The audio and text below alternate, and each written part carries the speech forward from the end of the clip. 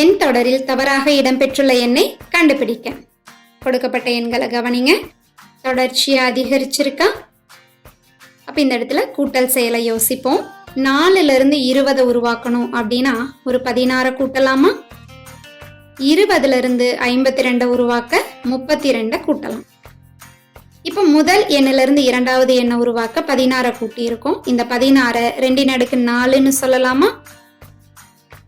அடுத்ததா நம்ம 32 கூட்டி இருக்கோம். இதை 2/5ன்னு சொல்லலாம். அப்ப இதன்படி அடுத்த எண்ணுக்கு 2/6, அடுத்த எண்ணுக்கு 2/7, அடுத்த எண்ணுக்கு 2/8 கூட்டி பார்க்கலாம். இப்போ மூன்றாவது எண்ணில இருந்து நான்காவது எண்ணை உருவாக்க 2/6 கூட்டணும், அதாவது 64 கூட்டணும். அப்படி கூட்டினா நமக்கு கிடைக்கக்கூடிய எண் 116. இதோட 2/7 கூட்டுங்க, அதாவது 128 கூட்டுங்க, 244. அடுத்து நாம கூட்ட வேண்டிய எண் 2/8, 256 கூட்டணும். சரியா அமைஞ்சிருக்கா? அப்ப இதன்படி நமக்கு நான்காவது இடத்துல அமைய வேண்டிய எண் 116. ஆனா தொடர்ல இடம்பெற்றிருக்கக்கூடிய எண் 118. அப்ப இந்த தொடர்ல தவறாக இடம்பெற்றுள்ள எண் ஆப்ஷன் ஏ 118.